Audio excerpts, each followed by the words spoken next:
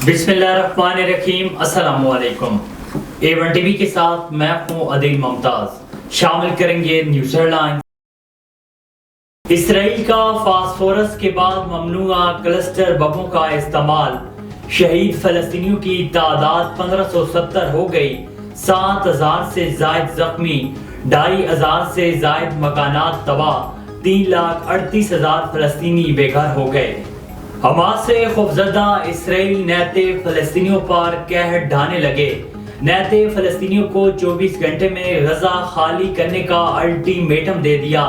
अमरीकी मीडिया के मुताबिक अक़वाम मुत्तहिदा को भी तड़ियां लगा दी, अमला फौरी निकालने का कह दिया।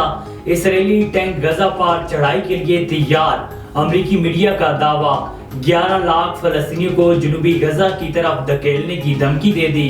बेबस अक़वाम मुत्तहिदा की इसराइल से अल्टीमेटम वापस लेने की अपील। गजा पर इसराइली हमलों के बायस जख्मियों की मदद भी मुश्किल हो गई। अस्पतालों की इंतजामिया की बैन-अल-अक़वामी तंजीमों से फौरी तिब्बी इमदाद लेने की अपीलें। फलस्तीन हलाल अमर के तर्जुमान ने कहा है कि इसराइली बमबारी से हर चीज मुतासिर हो गई है, तिब्बी अमले को भी खतरात हैं। इंसानी हमदर्दी की बुनियाद पर राहदारी खोली जाए। गजा के मुसलसल मुआसरे के बायस दवाओं और ईंधन समेत अशियाए जरूरिया की किल्लत। हमास ने रॉकेट कैसे बनाए, दुनिया हैरान रह गई। हमास ने पानी के पाइप से रॉकेट बनाने की वीडियो जारी कर दी। माहिरीन को पानी की पाइप लाइन निकाल कर रॉकेट बनाते देखा जा सकता है। रॉकेटों को बारूद भरने के बाद लॉन्चिंग साइट पर मुंतकिल किया गया। हमास ने 20 मिनट में पाइप से बने 5000 रॉकेट फायर किए। और इजरायली आर्मी चीफ का अपनी इंटेलिजेंस की नाकामी का एतराफ। कहा हमास की मंसूबाबंदी का इल्म था, लेकिन हमले की शिद्दत का अंदाजा नहीं था।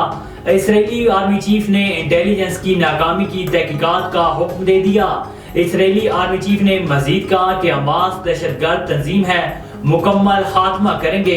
गजा भी अब पैसा नहीं रहेगा जैसे पहले था।